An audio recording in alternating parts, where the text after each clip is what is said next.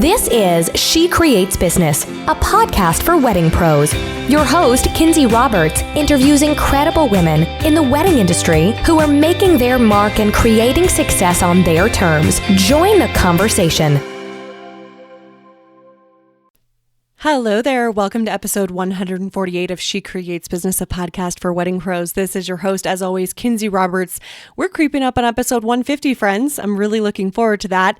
We'll just have a little celebration between me and you. I'm not going to do anything crazy. Sometimes I want to plan stuff like that for milestone anniversaries of this podcast, and it never happens. So I've just decided I'm done trying to plan milestone stuff, and you and I will just celebrate next week. As I record this episode, of course. If you're listening in the future, you're probably like, Kinsey, this is episode 203. So in that case, it's irrelevant. But if you're with me next week as I record this in real time for episode 150, you and I will just have a celebration at that time. How does that sound? Looking forward to introducing you to my guest, Nikki Rausch, today. I make very, very few. This is probably only the second person in all of the history of this podcast that I have let come on the show who is not actually in the wedding industry. But I had to bring Nikki on. I told her this. I knew who she was when her PR rep pitched her to be on the show. And I cannot remember how I found her, but I listen to a lot of podcasts, so who knows? Could be anywhere. But I think she's so brilliant. And when it comes to sales, if there is anywhere we should be getting inspiration outside of the industry for our businesses, we should be getting inspiration for a lot of pieces of our business outside of the industry, but especially in sales. And Nikki is a master salesperson. And when I got that email in my inbox, I was basically, yep, whatever she wants. Yep, come on, get on the show. Because I'd already heard her on multiple podcasts. And so I'm so much looking forward to you listening to this podcast. Nikki is going to walk us through her own creation. She calls it her selling staircase. And really, we're going to go through 5 ways that you go through this selling staircase to create more sales in your wedding business. And I can't wait to do that with you. Really quickly, I'm going to tell you a little bit about Nikki here, but just want to make sure that you've already marked the date off of your calendar, November 10th, 2019. As I record this, it's the launch of the 2020 She Creates Content Calendar, which is a full year, 365 days of done-for-you marketing content ideas for wedding pros only, friends. These are not basic, generalized ideas. These are for wedding professionals. It'll be very specific to our industry. It's an idea for marketing content every single day of the week in 2020. It's $127. It's launching on November 10th, 2020. It comes in a digital PDF, so you get instant access. I'd love for you to save the date. Come find me on November 10th. Grab your 2020 content calendar. And let's have some consistency throughout 2020 together. How about that? Let's talk about Nikki Rausch. She's the CEO of Sales Maven. She has a unique ability to transform the misunderstood process of selling. And you're going to see that in today's interview. With 25 plus years of experience selling to prestigious organizations like the Bill and Melinda Gates Foundation and NASA, holla at your girl, right? Nikki shattered sales records and received top producer awards along the way. Today, entrepreneurs and small business owners hire Nikki to show them how to sell successfully and authentically. An engaging speaker, she shares the secrets of her sales success through keynote speeches and business-changing workshops. Her robust Sales Maven Society ignites game-changing outcomes for clients. Nikki has written 3 books. They are all available on Amazon, and I have linked them in today's show notes. She also has a really fun freebie for us. She mentions it at the end of this podcast, but I also want to mention it at the top because I want to make sure you get it. You can head to yoursalesmaven.com/SCB. That is the initials for She Creates Business, SCB, yoursalesmaven.com/SCB. Grab the freebie that we talk about in today's episode. It's a good one. I signed up for it myself. And without further ado, let's head to the podcast with Nikki Rausch talking about her selling staircase and the 5-step process to increase sales in your wedding business. Here we go. Nikki, welcome to the show. Thank you so much for having me. I'm excited to be here. I am absolutely thrilled to have you here. You guys, offline, I was telling Nikki that when I got the pitch for her to be on the show, I knew her name and I cannot place gosh darn where I first heard her, but I know I heard her on a podcast because I recognized her name right away. I knew it was about selling and I was so excited to bring her on the show. And as you guys know, we very rarely deviate from wedding professionals, because we are a podcast for wedding pros, but Nikki has a wedding professional client, and she is an absolute just boss and brilliant woman when it comes to sales. And I think, as we always talk about, sales are weird in all industries. They're hard. They can be amazing, but challenging. And so, Nikki, I'm so excited to have your expertise on the show today. As you know, I read your professional bio, as I always do, there at the top of the show, but I would love for you, in your own words, to introduce yourself, tell everybody who you are and what you're doing. Well, thank you so much. And I'm really honored that you said yes to having me on the podcast, especially knowing that I'm not your typical guest. So I feel really honored to be here. I feel honored that you're here. Well, thank you. So what I do is I really specialize in the conversation side of selling, the relationship between you and the other person, or you and your clients, and the language piece. And so I'm an author, a trainer, a speaker, and a coach.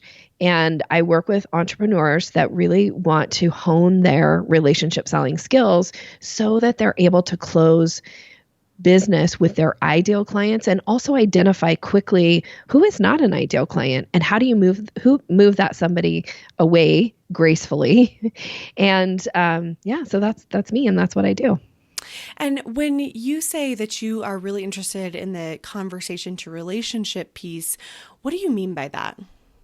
So what I mean is, a lot of times when people talk about sales and they train on sales, they talk a lot about the sales funnel and filling your sales funnel, which I get that concept. I come from corporate sales, and I think it's important to fill a sales funnel.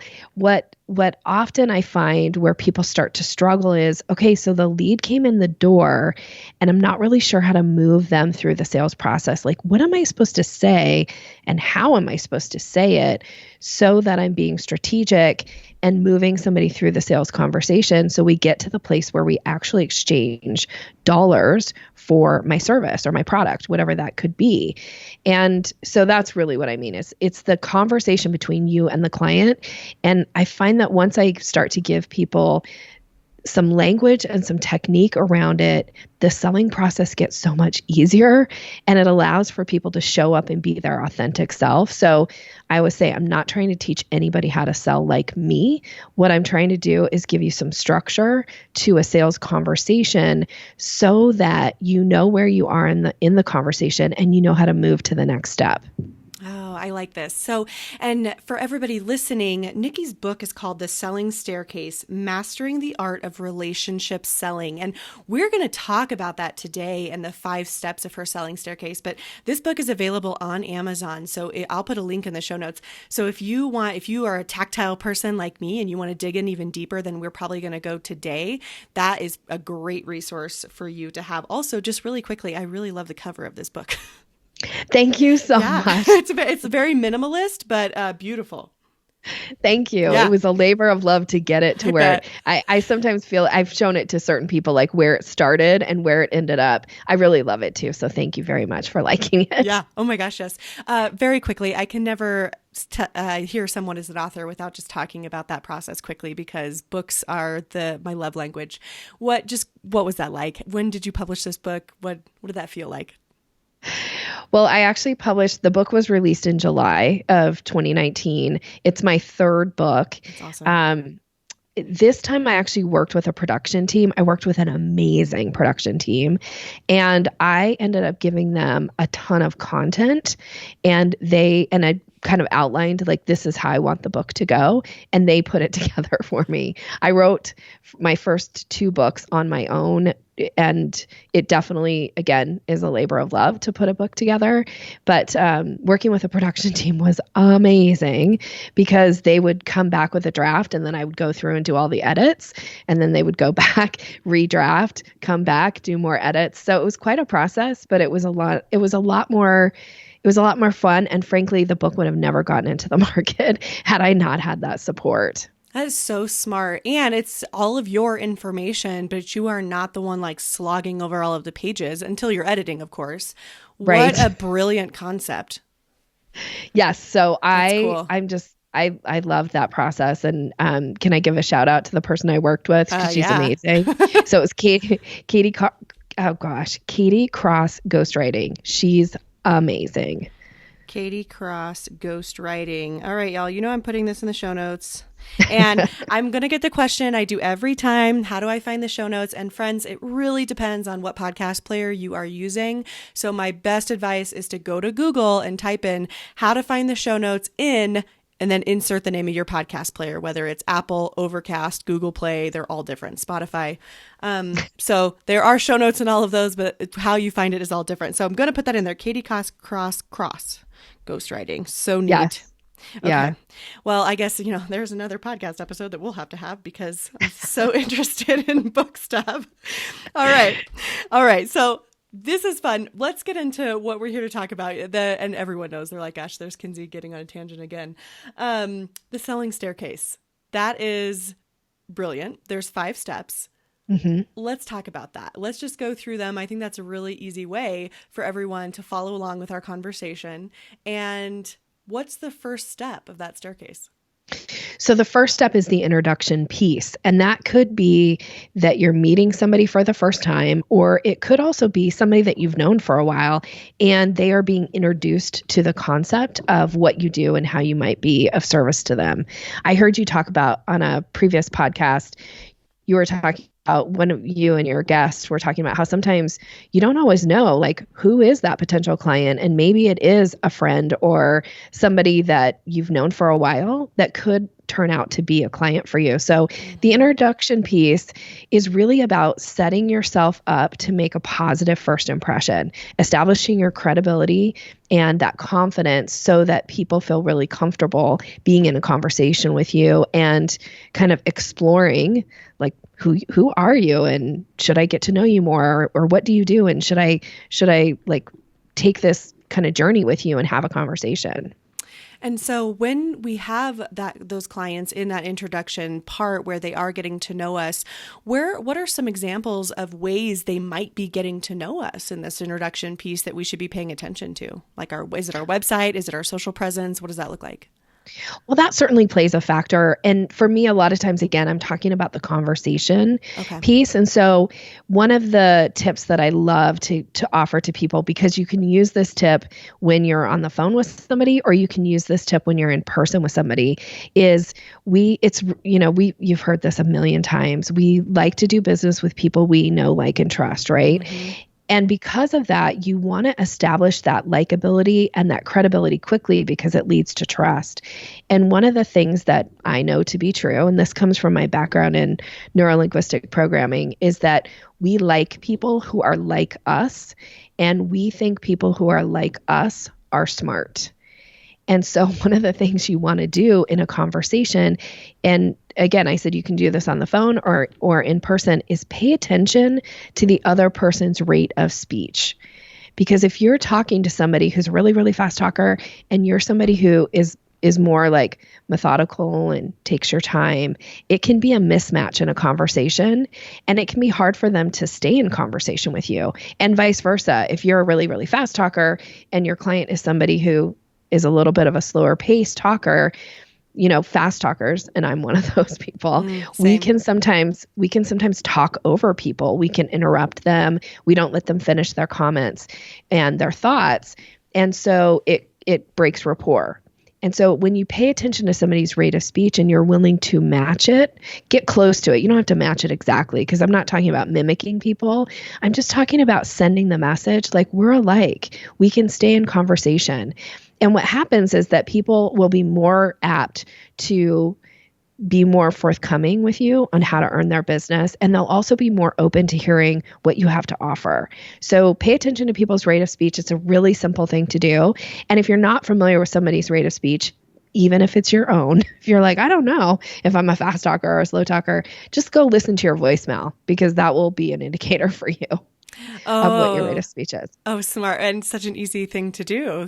I'm going to go do that. I know I'm a fast talker, but you said neuro-linguistic programming, which is a completely different field in and of itself. But this is so valuable for us to know, is that people want to do business with other people, or they tend to like and give credibility to people who are like them because they think those people are smart. Is that what you said? Yes, that's exactly true. Think about it. I'm sorry, go No, ahead. you go ahead. Well, I was just going to ask you for if you had any resources for us to maybe explore that further. I mean, I know we don't all want to go down like a neuro rabbit trail, but I mean, social cues in that way could be really valuable in our selling process. Yes. Well, okay. So since you're a book lover, there's, I don't even know how many books have been written about NLP, and I do have some favorites. But one of the great, like, starting out books, I'm going to try to quote the title properly, but if you're interested in just like dipping your toe in the water around NLP and getting some tips, which, by the way, I started studying NLP as a way to improve my selling skills. Really? And what happened is it ended up like improving all of the relationships in my life because I got to be a much better communicator. So one of my favorite NLP books that I recommend to people first starting out is I think it's called The Really Good Cartoon Book of NLP. And it's like an illustrated book, but it's got all these little nuggets and tips, these NLP tips in there. And I love that book. Now, I also have written a book that has a bunch of NLP tips in it too. But if you really want to dig into like NLP, the Really Good Cartoon Book of NLP is a way to start. And then I have a book called 6-Word Lessons on Influencing with Grace that has a bunch of NLP stuff in it too. Perfect. I'm just making sure I write this down. I love this. And again, I'm going to put all of this in the show notes, friends. So don't worry. You are going to get all of these resources. And so, so you said that you started studying NLP to improve your sales skills. And I'm sure it did that. But then you also had this tertiary benefit of it improving all of the relationships in your life because you personally became a better communicator. How valuable? Oh my gosh. People who knew me before I studied NLP and people who know me after, a lot of times they'll be like, you're a very different person. I think it helped me learn how NLP is about learning really. It's the study of communication, but it's really about learning how to add flexibility to your behavior. And prior to studying NLP, I would not say I was a very flexible person in a conversation. I was, one of the comments that I used to get was, gosh, Nikki, you're very direct. And I originally thought it was a compliment. Turned out that wasn't a compliment. People were like saying like, ow, sometimes I feel pinched by you in a conversation because I was so direct. So learning how to tailor my message and my communication to put people at ease and to have more flexibility in a conversation, it actually allowed for the relationship to thrive, which has been just a really phenomenal result of all of my years of study. Mm-hmm. This feels I feel like you're speaking directly to me because I have also been told that I'm very direct, I'm very upfront, and I'm an 8 on the Enneagram, so the challenger. Oh, okay. Yes. So, okay. That's really fascinating. I'm excited to dig into these books. And thanks for that, the cartoon book, because give me some graphics any day that I can just, absorb. All right. So step number 1 in the selling staircase, the introduction, establishing that likability, establishing that credibility, giving people the opportunity to determine if they want to explore doing business with you more. What is the next step in that staircase? The next step is creating curiosity. And I love this step because it's often one of the most missed steps in a conversation. And because we don't always know when we're talking to somebody, we don't know, is this an ideal client, or do they have a potential need or a want or something that I can offer as a resource to them? And one of the ways to kind of check that out is to learn how to create curiosity in your conversations. And when I talk about creating curiosity, I often compare it to how you call a dog versus how you call a cat, which I know sounds really crazy. So I have to ask you, I'm here for it. Kinsey, are you a dog lover or a cat lover? Either? Oh, Both? I like both. None? Yeah, okay. I like both. So, when you want to get a dog's attention, a lot of times you can come across with this, like, come here, boy, come here. It's like this high pitched, like high energy, kind of approach. And dogs love that. They'll respond to it. They'll be like, oh my gosh, we're going to do something fun. I'm totally going to run to you. And I want to, find out what we're going to do next. But people don't respond to that. And yet sometimes when we're in business, like, we're so passionate about what we do that we show up in conversations with dog calling energy, and it actually propels people away from us. It repels them really, because it's too much. It's too like, why is she so excited? Or was she trying to like sell to me? Or what is she trying to do? They get a little bit suspicious, right? Or turned off by it. Yeah. And so I always say instead, you want to have a little cat calling energy. So when you call a cat, a lot of times you do this thing where you go, here, kitty, kitty, here, kitty, kitty. And cats will kind of like, maybe they'll come to you, but they'll at least give you a look. They'll at least give you a little bit of a time to check out like, am I interested or not? And so I always say, show up with here, kitty, kitty statements when you are answering really everyday questions, because it opens the door for you to talk more about your business. And one of the struggles that I find a lot of times with business owners is that they rarely get to even talk about their business in conversations with people, because they'll oftentimes say, well, Nikki, nobody ever asked me about my business. And it's really your job to create some curiosity so that somebody wants to ask you about your business. So for instance, one of the most common questions that we get asked, like, I don't even know how many times a week, is like, how are you? Yes. Right? Like you've probably been asked that question this week. How are you? And instead of just having like a kind of a plain answer or an answer that kind of leaves it there, I'd rather that you have an answer that then offers somebody to ask you a follow-up question if they're interested. So instead of saying like, oh, I'm great, I want you to say something like, oh my gosh, I'm fantastic. This just happened to me. So for instance, like I did this actually before we even started the interview with you, because it's like, is it something that would be interesting for somebody to talk about? And for me, I did it not about business with you, but I was like, oh, I'm working remotely right now. And you go, oh, where are you working remotely? Right. And so it starts to allow for some conversation to happen. And so like right now, if you have something really exciting going on, you might say to somebody, oh, I'm great. I just finished working with a really cool client and we did something I've never done before. That's definitely going to get a follow-up question, right? Now only say things that are true and authentic, but somebody's going to go, what did you do? Or, well, what do you do? Or what was the client? Or what was the situation? Well, now you have a little bit of a window to talk about who you are and what you do. Okay, that is so true. I was just thinking right when you said that, I was like, well, what did you just do that you'd never done before? And what the other thing I like about this is that it is not, I have kind of like introvert tendencies and I get so exhausted with, how are you? Where are you from? What do you do? Just, we all call it small talk. So This is a really good foray into having a deeper conversation, but not being like, so what's your deepest, darkest, innermost thoughts? You know what I mean? Like you can really start to get to know a person and kind of like support them in that conversation level in something that they're really excited about right now. I've never heard this before.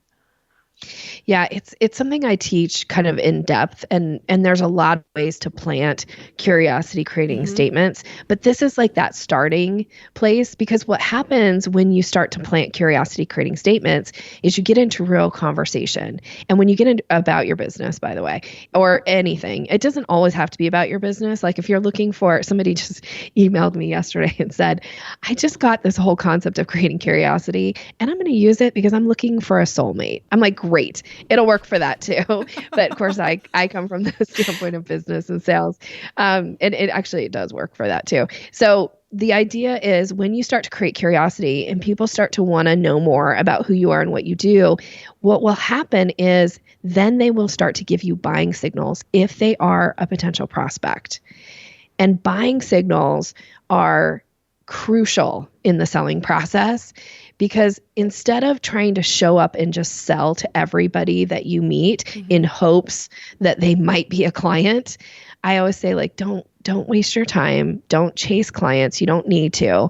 What will happen is you create some curiosity and they'll give you a buying signal. And a buying signal is either a verbal or nonverbal cue that somebody's interested and wants more. Now, it could just be you get a buying signal and they're like, hey, I got to hire you. Here's my credit card. Those are the best, right? Right. But oftentimes it's more of like, gosh, that sounds really interesting. I have I'm going to get married next year and I hadn't really even thought about this piece yet.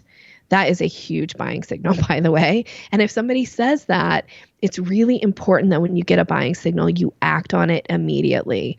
So you don't ever say to somebody, oh, well, call me next year when you're ready, or like, here's my business card, or go check out my website. No, no, no. None of that's like appropriate in the sales conversation.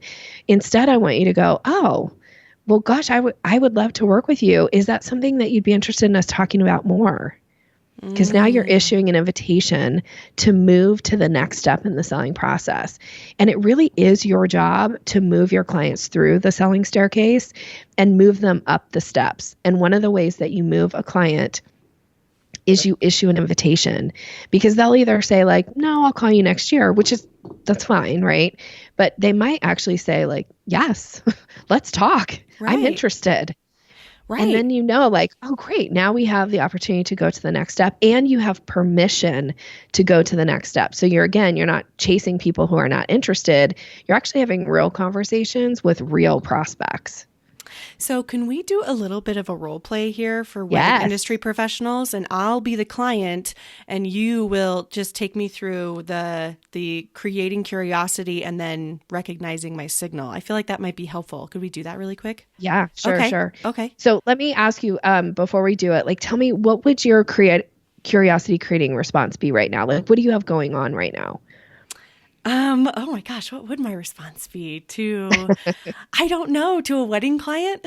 Yeah. Like, do you have something going on? Or are you booked through the summer, or like, what's going on in your business right now? Yeah. So we're booked through the summer. We're booked through the end of the year for October, which is the end of our season, particularly. We are already actively booking 2020. I just got inquiries for 2021. Yeah, that's kind of going on. We're also getting a really fun, this is something that's actually really exciting. I just got a DM last night from a videography company I worked with, and they did a whole virtual tour for us because a lot of our couples are out of town. They're from like 3.5 hours away. Yeah. And so in the Denver area. And so I had a nice virtual tour and some like video about me's done for us. And we're about to get those first drafts back. So I'm super excited about having a virtual tour for our business. That is a fantastic curiosity and creating statement to use, right? Okay. So go ahead. Oh my gosh, am I the one creating? Yeah. Who am I? Nikki? You're the client. Okay. You're the potential client. So we just met, and I said like, hi, I'm Nikki. How are you? Like, nice to meet you. And now you say, hi, Nikki. How are you? Okay. Hi, Nikki. How are you? Oh my gosh, I'm great. I have some really exciting video work coming back, and I can't wait to be able to show it to clients. Oh, what is it? What did you have done? So we just did some virtual tours of our location. So clients are actually going to be, even if they're out of town, they're going to be able to see our spot. That is so helpful. It feels really like a lot to me to book so many tours with venues because I work full time in PR. I don't have a ton of time. So I feel like everyone should have that. I agree. And we're so excited to be able to offer it to our clients. Now, are you looking for a venue? Are you in the market for a venue? I'm definitely in the market for a venue. I just got engaged 3 weeks ago. Congratulations. Thank you. We're really excited. We want to get married in 2020. I haven't started any kind of really planning process because all of my girlfriends who are married have told me to like book my venue first. It's true. It is absolutely true. And as a matter of fact, we are starting to book through 2020 and into 2021. I'm wondering, would you be interested in us setting up a time to do a virtual tour for you? Oh my gosh, yes. Great. So I don't know about you, but I carry my calendar right here on my phone. And if you're interested, let's look at a time. Let's get it on our calendars now. And that way it's scheduled. It'll be super easy for you. So are you thinking like next week? Yeah. By the way, I'm looking at my calendar if we're in person and I pull my phone up and I look at my calendar and I wait for you to do something. Oh my gosh. I'm just like, yes. That is so, I don't know about you, but I carry my calendar right here. If you don't say you do too, they're going to be like embarrassed. Well, I would say, yeah, me too. Do, right? Yeah. Most people do. Or, I mean, it's rare actually for somebody to say like, oh, I don't have my schedule with me. Well, then you can still say, well, what do you think about me calling you tomorrow and scheduling a time for us to do this? Like, what's your schedule like tomorrow? Like, most people know at least a day in ahead, right? Yes. And so then now don't just say, I'll call you sometime tomorrow. Ask, like, what time tomorrow would be a good time for us to chat? Because when you're actually on somebody's calendar, when they're expecting a call from you, the best thing in the world happens. They answer when you call. Like, most people nowadays, like, I've been getting calls while we've been on this podcast, and Right. like, I don't answer my phone during the day unless you're on my calendar. Oh. That's the only way you're going to get me on the phone is if you're on my calendar. And most people, I think nowadays, like, we kind of, I don't know about you, but I get a ton of spam stuff too. So like, I'm a little gun shy of answering my phone because I never know if it's somebody that's just spamming me for something. So unless I have a scheduled call, and your clients are probably the same way. So make it super easy for them. Get on their calendar, because then they'll be expecting your call. It also will hold your feet to the fire a little bit to follow up with them, because you've now made a commitment to call them at a certain time, and therefore you will. And that's how you move people through the selling process, is you take the steps necessary to get to the next step. So when we are doing this, I have a quick question. I should have asked this before to kind of back up a little bit. This is all very much, whether we've gotten that phone call or we're in person. What if I get a lot of my leads via email, and I know a lot of my listeners are the same. Do you have any tips, or like 1 or 2 tips for us quickly to help us more easily get on the phone with our email inquiries? Yes. Oh my gosh, I'm so glad you asked me this, because this is actually one of my favorite things to teach. Oh, cool. Because this will make a huge difference to how you get somebody on the phone. So one of the things that I do with clients all the time is I teach them how to write emails in a way that somebody will actually respond to the email. And so one of the things that you want to do in this process is you do actually want to make it really easy for someone to get on the phone for you. So I'm going to give you the language. So I'm going to open the email. It would be like, thank you so much for your inquiry. We're really excited about the opportunity to show you the venue.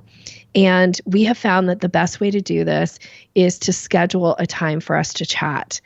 And in case you like this idea, here are a few possible times where we could set up a call. And then you're going to give a range of time. You're going to say, Friday, anytime between 9 and 10:30. And you're going to give 3 of those, by the way. And this language is really crucial. And so by giving these 3 ranges of time, actually, let me finish and then I'll come back and tell you what to do next. Okay. So you're going to say, in case you like this idea, here are a few possible times. Please pick what works best in your schedule. And then you give 3 time ranges. And so I don't mean saying like Thursday at 10. Give a range of time and say Thursday, anytime between 10 and 11, or even if it's 10 and 10:30 or 10 and 10:15, I don't care, but keep the anytime between in there, because a lot of times people leave that off and then people think they're asking for like a 2-hour meeting, which you're not, right? So anytime between like 10 and 11, and then you give 2 more of those, and then you say, of course, if you prefer something else, please let me know and I'll do my best to be available. Because what you're doing is you're making it super easy for somebody to look at their calendar and go, oh, I have a window of time on her option 2 that is this like 30-minute segment that's open in my calendar. And then what they'll do is they'll respond and go, let's meet Thursday at, 10:45 or whatever it is. This is how you actually get people on the phone. And there's a couple things in this language. One is I'm not using the word I'm available or the phrase I'm available. I'm saying here are a few possible times. Because when you say here's when I'm available, it sounds like, wow, you're really important and I'm not. My schedule is really, and it creates this like weird dynamic between you and the client. So make sure you use, so sometimes I'll say, when I teach language, I'll say like this, tweak this to be your own. Mm-hmm. This is one of those places where I say, please do not tweak this to be your own. Use this exact language, because this is how I get people on the phone. This is how my clients get people on the phone. And the idea of saying like, let me know when you're available is essentially saying to somebody like, I'm really busy.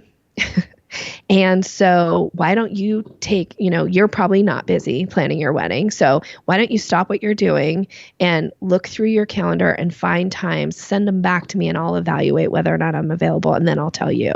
Like, it sends the wrong message in the selling process. Like, we never want to make the client jump through a bunch of hoops. We want to make it as easy as possible for them to get what they need and want from us. So we have to do the work. We have to give the 3 times. And even if you have a scheduling link, I still recommend giving 3 times.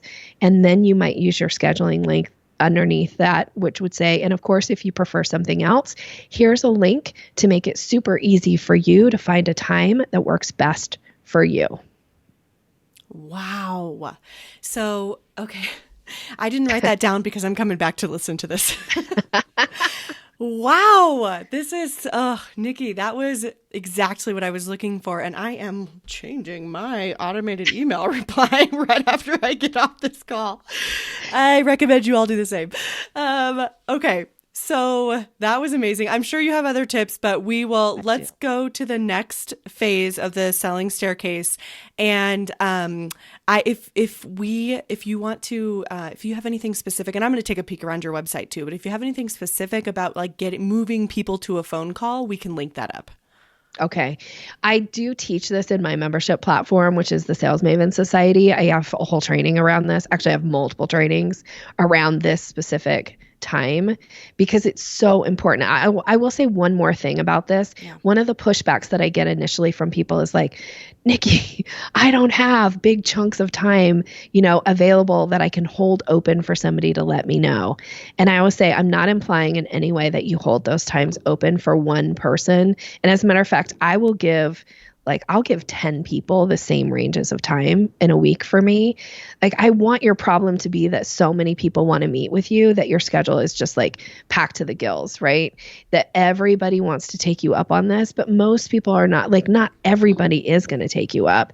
And even if they come back and say, well, I want this time and it's already taken, it's totally okay to say, oh, I'm so sorry, that time actually has been taken. Can we meet half hour before, half an hour after, or whatever that is, or give them 3 more times.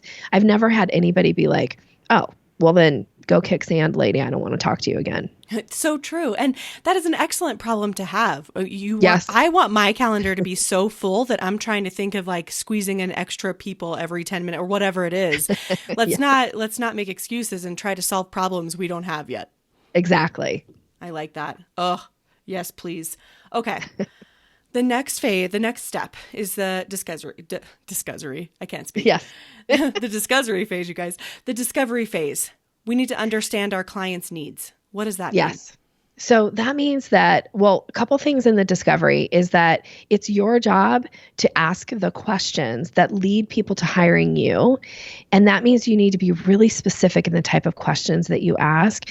So a lot of times when I dig into people's discovery process, I find that a lot of questions that they're asking in the discovery, they don't actually need the answers to those questions until the person has signed the contract and said yes to hiring them.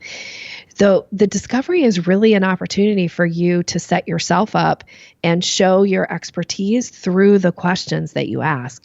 So be sure that you're asking questions that lead people to go like, oh, like definitely Kinsey's our person. Like, we have to hire her because she asked us questions that are maybe a little different than everybody else.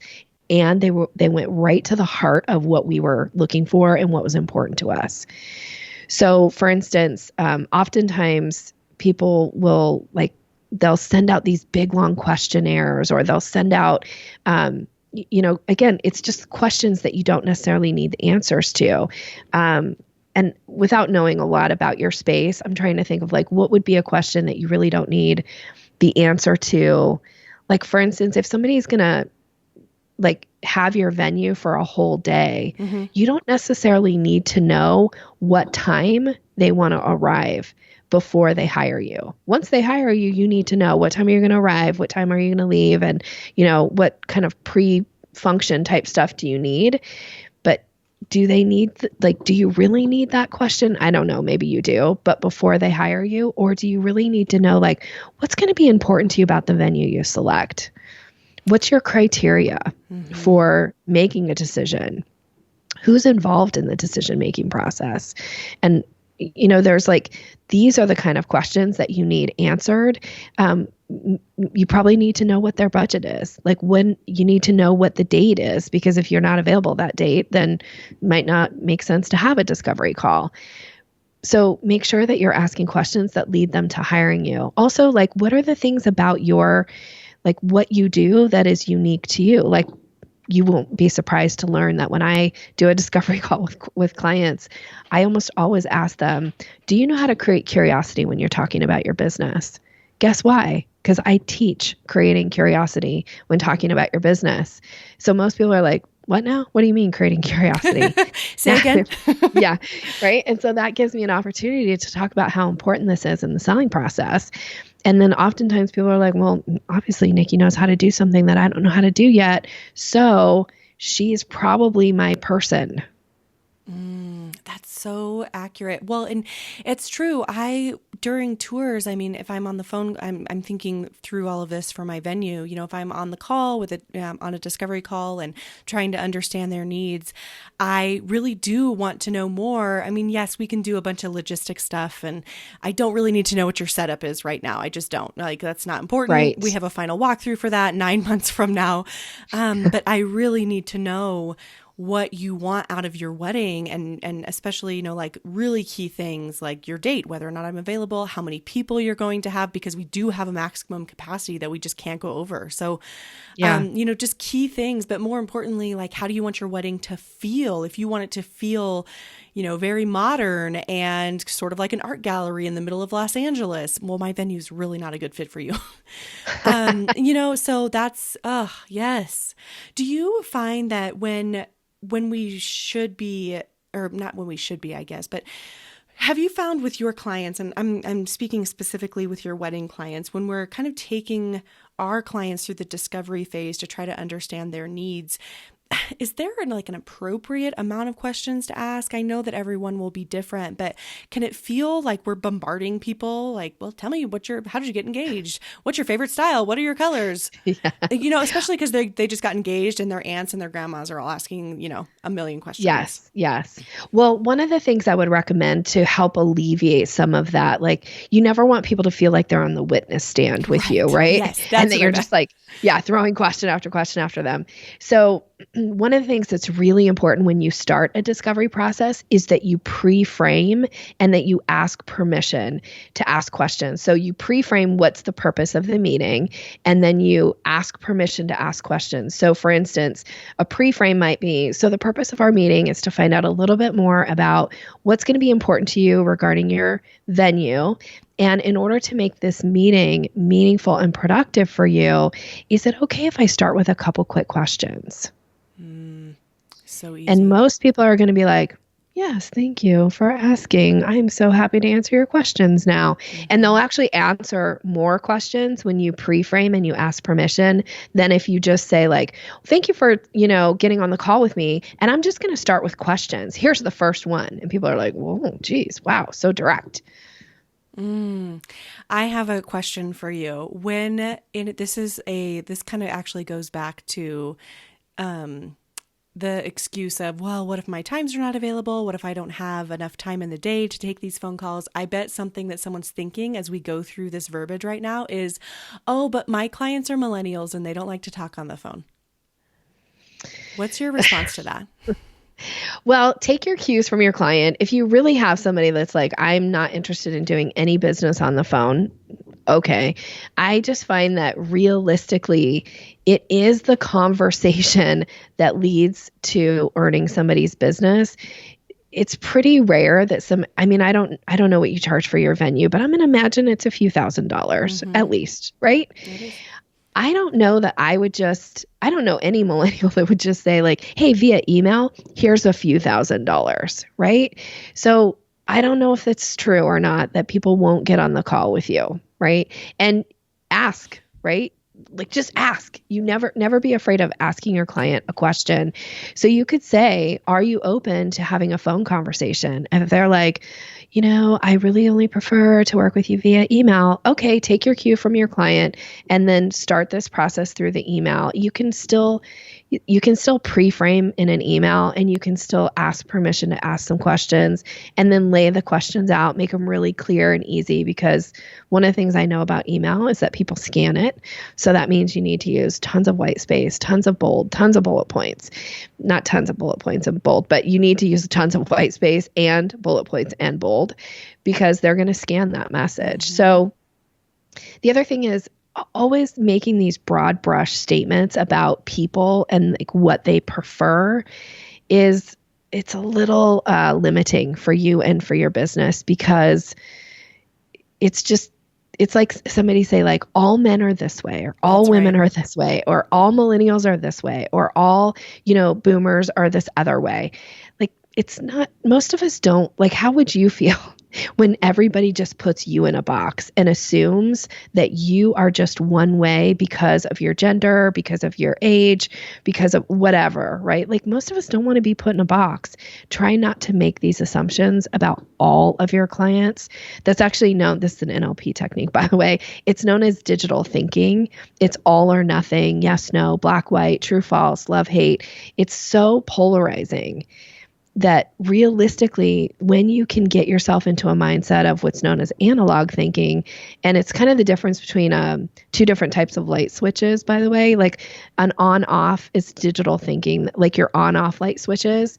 And then the light switches that you have in your house that have the dimmer capacity, that's like analog thinking. That's like, I can move one little click and I can get a little more brightness, and one little click and get a little more brightness. When you can change your thinking pattern to having more of an analog approach to life and into conversations, like, I'm not trying to like bunch everybody into one box, people will respect that more, because it's like, if you're really not sure, ask the question. Don't assume the answer because of somebody's age, gender, whatever. Like, most people prefer to just be asked their preferences. That is so good. Thank you for sharing that. I feel as if yes, I think someone could make an argument for, a younger, like millennials do appreciate text and they are on their phone all the time. And sure, you could make an argument for that. But I feel like in our industry and other industries as well, that we almost use that as an excuse because we don't want to do the work of, the discovery call and, putting those times in there and getting people on our calendars. We want to make it easy for ourselves. And we think that because we've heard or read once or twice that millennials would rather stab themselves in the eye than get on the phone. And that might be true, but then we just take that to like the extreme, which means no millennial ever wants to ever get on the phone with me. Those are who my couples are. So I guess I don't have to do that. Hooray. Yeah. And back to kind of even just what you said, it's like, okay, will a millennial spend thousands of dollars with you having not had a conversation? If the answer is yes, like if you have proof of this in your business, not some article that you read somewhere, but proof of this in your business, that millennials just pay me thousands of dollars and they never get on the phone with me, then hey, don't listen to me.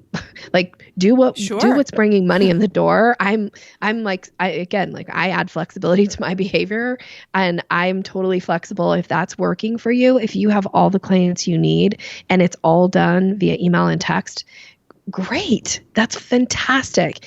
If you want to really grow your business and really hone your selling skills, be flexible. Like, my all-time favorite quote is, blessed are the flexible, for they shall not be bent out of shape. Be flexible in your conversations. Be willing to check it out and make sure for this person, do they need a phone conversation, or are they happy to just give you thousands of dollars via email? I mean, I wish that people would just give me thousands of dollars with just via email, but most of my business is done through some type of conversation with somebody at some point. That's right. All right. Let's talk about delivering proposals. Okay. I love this piece. I do too. Okay. We send a lot of proposals in this industry, so this will be good. Okay. Well, actually, so I'm going to tailor this to what you just said. If you're just sending a proposal, you're missing part of the selling staircase. So I don't want you to just send anybody a proposal without a scheduled time to review it. So if they say, well, we want a proposal about your venue, and you say, great, I can have that to you on Thursday. Can we schedule a time now to to go over it, answer any questions that you have, and then make some decisions about next steps for us as far as working together.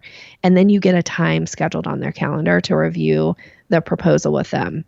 Because otherwise it just goes out into like the ether and we have no idea, do they ever look at it? Did I even get considered? Did I make it easy for them to review the proposal? Because I don't know about you, but I get tons of emails and tons of people wanting me to do things for them all day long.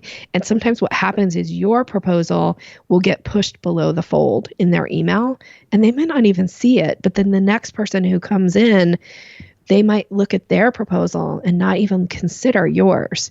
The way that you make it easy for them to review your proposal is you schedule a time to go over it with them. And when we schedule that time to go over with them, are we saying we're going to hop on the phone to go over this proposal together, or are we meeting in person? Both? What could Whatever that look like? yeah, it can look, I mean, the advantage of meeting somebody in person and or over video, by the way, like there's so many great opportunities now. I mean, I use Zoom a lot because I work with clients around the world and we get on Zoom and it's so much better than just the phone because I can see their facial expressions. I can tell when they are, you start to get cues from them that you cannot get over the phone when you can actually see their response. And also they can see you. Like I just had a client in Houston who was like, I don't really want to be on camera. And I'm like, I get it. And if you want to grow your business, people need to feel connected to you. And one of the easiest ways for people to feel connected to you if you're not in person is to get on camera. Like I've coached people on camera where they've had their camera off because they didn't want to be on camera, but I still have my camera on so that they can see me and connect with me as a person. Because I'm not just a voice in a box, right? Like I'm a real person and we want to do business with real people. So if your client prefers going through it over the phone, that's fine. My preference is to always ask, would you like to do this in person, or could we do a Zoom call, or we could do a phone call? What's your preference? And most of the time they'll say, oh, I'd love to do a video call with you. Or like most people nowadays pick video calls with me over anything else. Really? Yeah, I'm always surprised. Even when they're like, I've never done a video call. I'm like, great, we can experience this for your first time together. Like I make it sound like, oh, it's going to be so fun, right? Because I want to see them and I want them to see me because I'm trying to create that know, like, and trust factor. I'm trying to create as much rapport as possible. Also, sometimes it allows for me to see like, oh, this is not an ideal client for me. Like I can tell right away, like they're struggling to kind of stay, on task with me, or, somebody gets on a video call with me and then they're like 5 minutes in, they're like, oh, I need to get something to drink, or, oh, now I need to do this and I need to do that. I'm like, oh my gosh, those people are hard for me to coach. Yeah. So it's usually an indicator like they might not be the kind of client that I want to work with privately. Are those buying signals, or in this case, non-buying signals? Yes.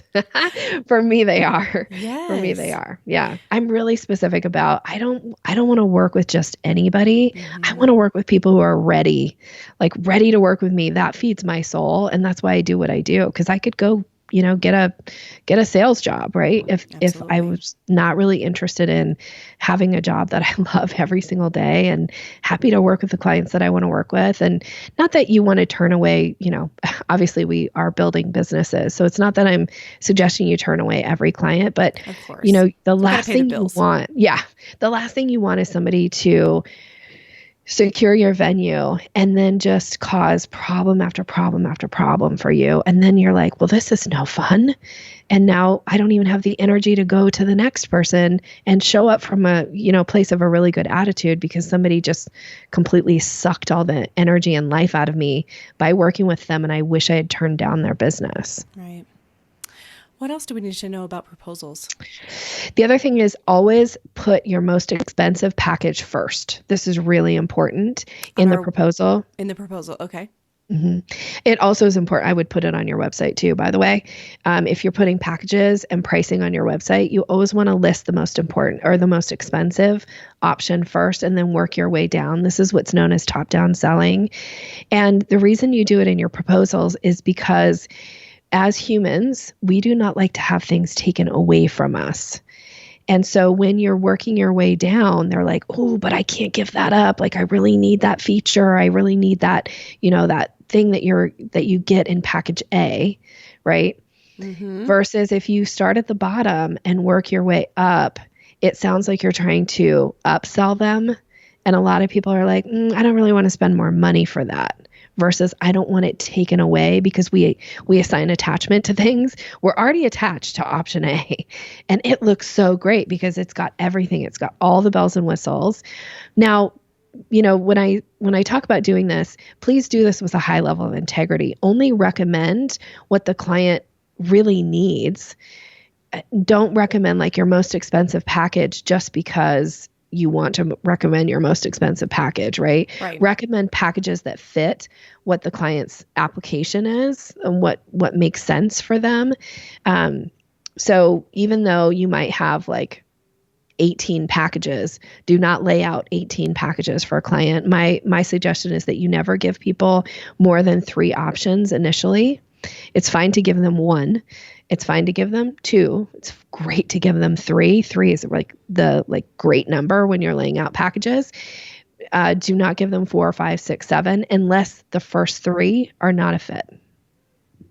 Okay. And they will, of course, share with you none of these feel like a fit. And then that's when you can move into those other packages. And then we also get decision fatigue, just like anyone else. Yes. They're like, I have all of these 10 things. Which one do you want? And they're like, ugh, I have no idea. What do I need? Yeah, because the thing is you are the expert. And especially in the proposal part of the selling process, you really have to step into your place of credibility and you have to take the lead in the conversation. So this is why you walk them through the package. This is why you kind of go through and you don't have to go through every little bullet point or every little detail, but check in, walk them through and be willing to say, my recommendation for you is this. Because I love when people recommend for me what I need based on what I've said, because if I knew how to get it myself, I probably wouldn't be having the conversation with you. Right. And so I only want to hire experts, and I want people who are comfortable to stand in that place of credibility and as the expert recommend, hey, Nikki, this is my recommendation based on our conversation. This is what I think is the best solution for you. Be credible, be congruent in your voice when you talk about it, because people are going to go thank you. Thank you for making this easy for me and for recommending, listening to me and recommending what I need. That's going to make my wedding amazing. That's right. And it makes that client, they feel very valued and cared for. And especially back to all of us who we feel like our target client, their age range is millennial, they want personalized service. And so offering that recommendation, of course, as Nikki is saying, is amazing in these sales steps, but it's also knocking out that, that one bird that is, we're giving personalized service because we're saying, hey, I thought about you and this is what I think would be a good fit. Yes, for sure. I don't really want to give, I always say vote with your wallet. I don't give money to people that treat me like I'm just a dollar sign to them, right? I want to have that personal connection. I want to feel like people are invested, especially for something like a wedding. We want to only hire people who feel invested in making our day really special and phenomenal and who are going to just deliver with us. The last thing you want to do, I would assume, as the bride or groom, is to be worrying about oh, is this person going to really show up, or are they going to really do what they say they were going to do, or should I have to check in with them every minute about something? No, they want to enjoy their day. So make it as easy as possible for them to get what they need. Absolutely. I like that. Do we have anything else to touch on proposals, or are we ready to move into buying signals? So next is close. Next is the close. Yeah. So step 5 is the close. And so you've laid out the proposal and now you've got to issue what I call close language. Ooh. So you've laid out the proposal and you're going to say, now, based on these options, which do you prefer? And then you wait. You're not allowed to speak when you've issued close language until the client speaks first. So be willing to wait, have some silence. Silence is an advanced selling skill, and it will serve you so well if you can wait when you issue closed language. So you could even say, if you're only giving one option, you might say, this is the option that I recommend. Does that sound like something you'd be interested in? And then you wait. Is that hard for people that you teach? Yes. I have some clients that do a bunch of different things. Like one person, she said, now I count in my head until they speak. And I'll go like 1, 2. She's like, when I get to 10, I start to like sweat a little bit, but that's okay. Because most people are like, again, if you're laying out a proposal to somebody, they might be seeing it for the first time. They might be looking, like evaluating it in a new way because you've reviewed it with them. So be willing to give them time to process. Like they don't know all that you know, so they need time to process. And you do have to put the decision to them, which is basically a yes or no at this point, because we want them to make a decision so that they get what they want and need. And if they're not going to make a decision, this is where objections are going to come up. And we have to get to this place to get to the objection, if there's going to be one, so that we can uncover it and potentially overcome it. What are some, like, can we do like a common objection example maybe for our industry, and then what kind of language we could use to maybe overcome that objection? That might be helpful. Okay. Well, probably the most common, I don't know so I'm going to say the one that everybody says to me is an objection, although I'm going to tell you that I don't think this is an objection. A lot of times people say, I need time to think about it. A lot of times people say that's an objection. Personally, I don't think it is one, but I do have a response because it's probably one of the most common things people hear is like, thank you for your proposal. I need some time to think about it. Right? Yes. Do you ever get that? We do. In our industry, I would say it's like, oh, I'm not ready to book a venue yet, or I'm not ready to book my planner or my photographer yet, which is basically the same thing. Okay. So then I always say, so if it's, I'm not ready yet to book my venue or my photographer or whatever it is, then I would say, well, when do you plan to make that decision? And let's go ahead and schedule a call now. And then that way I can answer any additional questions. And then we can decide at that point we're working together or we're not. That is solid. Yeah. And you gave them an out too, which I feel like is comfortable. Like then we can decide if we are ready to work together or not. Yeah. And I'm totally fine. Like I'm not overly attached to anybody saying yes to me, because I think when you become overly attached to somebody working with you, they start to like play a little of that power game of like, well, then what else are you going to give me if I say yes? Right. Mm-hmm. So we want to not play the game. We want to just make it really easy for them and be okay. Like send the message. Like I'm totally fine if I'm not the right venue for you, or if I'm not the right photographer, or if you don't prefer my cake decorating or whatever that is, like I'm okay with that. Be okay with it, because it sends the message like this is a sales conversation needs to be a balance of power between you and the other person. You never want your client to feel like they have power over you, and you never want to feel like you have power over them, because it creates this weird dynamic, and then people won't buy from you, or they'll like not feel good about buying from you. Mm-hmm. So you need to have this like, hey, I'm okay one way or the other, but let's make a decision. It's totally fine. And you don't have to say it in a like aggressive, mean way. You don't want to send the message of like, you're going to make a decision, but like, hey, then that way we can make decisions. We're either working together or we're not. And then you just wait, see what they say next. Do you have like scripts of this stuff that you offer your students and your clients? Yes, I do. I have, again, I think I mentioned it earlier. I have a membership platform, which is called the Sales Maven Society. And in there, I give a ton of scripts. And as a matter of fact, I'm teaching a master class towards the end of September, and it's all around the language of sales. And I'm working on a ton of scripts right now for my clients. I'm not a big fan. I actually really don't even like the term scripts, but everybody else uses scripts. I give you sample suggestions on how to lay out the message so you can write your own, because I want you to show up and be your authentic self. And I want you to be more strategic in the conversation, in the sales conversation, and make sure you get the right things in there. And sometimes it's these little tweaks to language that I give, like we're either working together or we're not, like those little things that clients often find a lot of value in. So yes, is the answer. I give a lot of scripts. I like that. I appreciate the way you said that you want people to be themselves, but there are little strategies they could put into place that could increase their sales and likely will.